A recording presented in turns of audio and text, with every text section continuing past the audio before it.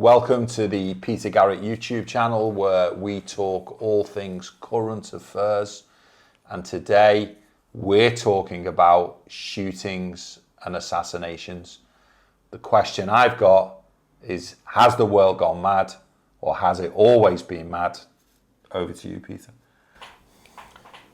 Well, the last 24 hours have been very traumatic, and I suppose people old enough will be hurtling back in memory to Dallas on the 22nd of November 1963, when John F. Kennedy, the president, was shot dead. And I think Billy Joel talked about that shot echoing around the world. Well, now we've got the shot aimed at Donald Trump echoing around the world. But we are remembering what happened 60 years ago as well. And so we've got, lest we forget, great men throughout history, many times just before great moments being shot. Would you just highlight a few of them for us, and specifically the Kennedy family? Yeah, well, all the way back to President Lincoln being shot just after the Civil War finished, and then through to the Kennedys. They've lost two members of the family to assassination. John F. Kennedy, as we just mentioned, was the president, and his younger brother, Robert, who had been Attorney General in John F. Kennedy's administration. By 1968, he was going to win the nomination to run for the Democrats.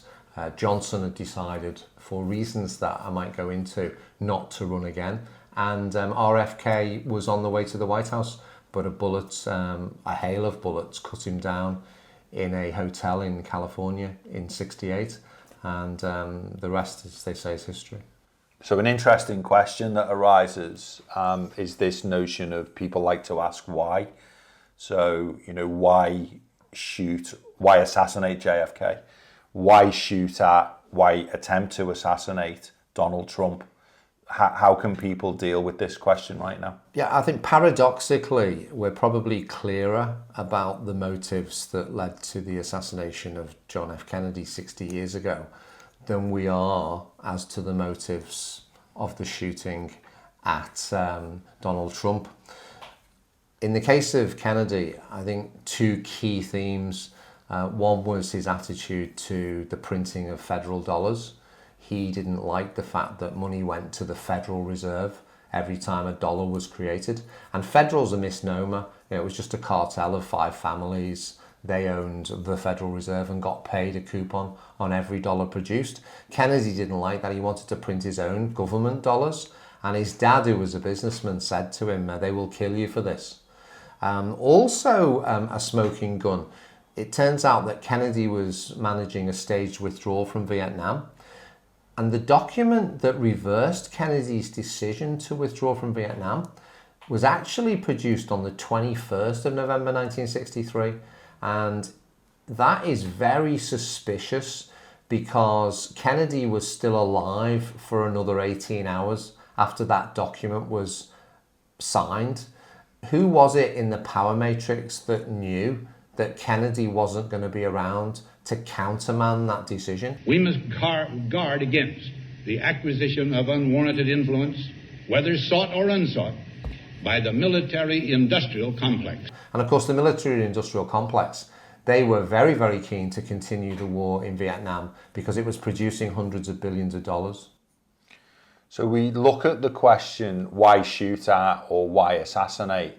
But then we look at the way the electorate, the individual people, respond to such an event. And quite often we find, dramatic hallucinations, conflation, dreams, in fact, becoming nightmares. Yeah, it's true. In the case of '63, for a few days after Kennedy was shot, there was a state of emergency. And Reds Under the Bed scandal in '56 with McCarthy had inspired imaginations in a negative way. And so in the wake of Kennedy's demise, people across America feared that the Russians, the Soviets, were about to invade.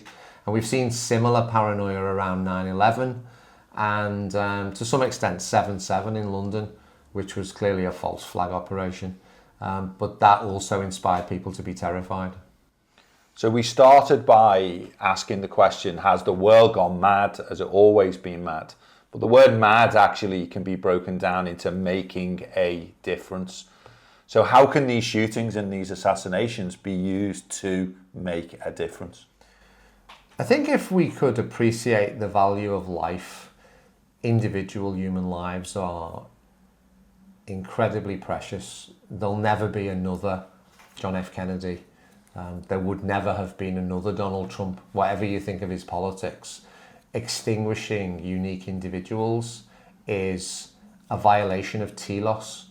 Telos is the natural ordering of the universe, and any system that regularly deletes individuals is violating that principle. Albert Schweitzer said it best, we need reverence for life. I should respect your right to life with as much passion as I respect my own right to life. Wouldn't that be precious if we were guided by that as a light? And it seems to be that there's an inherent fear in people around the truth. We're reminded of the saying, the truth will set you free.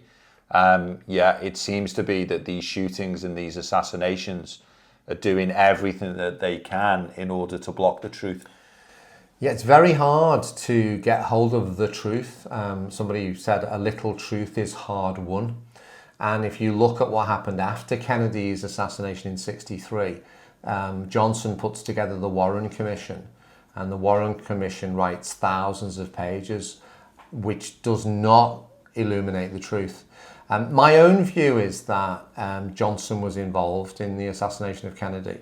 And I think my evidence for that, it's based on many, many sources, but if you go back to the footage of the inauguration lecture. Preserve, protect, and defend the Constitution of the United States. So help you God. So help me God.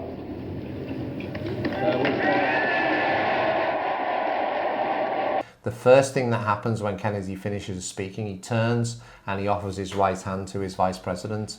I think the energy that begins something is often the energy that ends it. So in 68, in 63, Johnson's got massive problems. He's under investigation for a couple of homicides in Texas, and he needs presidential privilege to end those investigations. He also famously says to his mistress on the 21st of November, after tomorrow, those SOB Kennedys won't bother me again. And later in 68, when he's deciding not to run, he's got this Jungian hallucination coming up from his subconscious. And he says, I had a dream and there were rioters pushing me over a cliff, and worse, RFK was elected president and the people were dancing in the streets. I mean, this is the fetid brain of a guilty mind. The worst mistake Kennedy ever made in his entire career, it wasn't the Bay of Pigs crisis. It wasn't the Cuban Missile Crisis. It was choosing Johnson as his running mate in 1959 because he placed a sick man one heartbeat away from ultimate power, and the temptation was too much for Johnson, and Johnson set about orchestrating the execution of Kennedy. So many shootings, many assassinations, the world has lost many great people. Is there anything positive at all that we can take from this, or what's a positive step forward that we can be taking? And what message can you give to the electorate as they face potential hallucinations and conflations, or they return to their dreams? We need leaders. We need leaders with vision, breadth of intellect and integrity. And I think we might find that in Robert Kennedy Jr. I think he still hears the echoes of the bullets that slew his uncle in Dallas and slew his father in a hotel in California. But he's propelled by a vision for a better world. The sound of those bullets, it ended the lives of his relatives, but it might start a new and positive revolution. So I'd like to thank Peter Garrett today for sharing with us these incredible insights, for giving us a history lesson. And I hope that these moments inspire you at home to have conversations, to gather around the dining table, to discuss these things in more detail, and to allow yourself to grow and expand as a consequence. Thanks for listening. Thank you.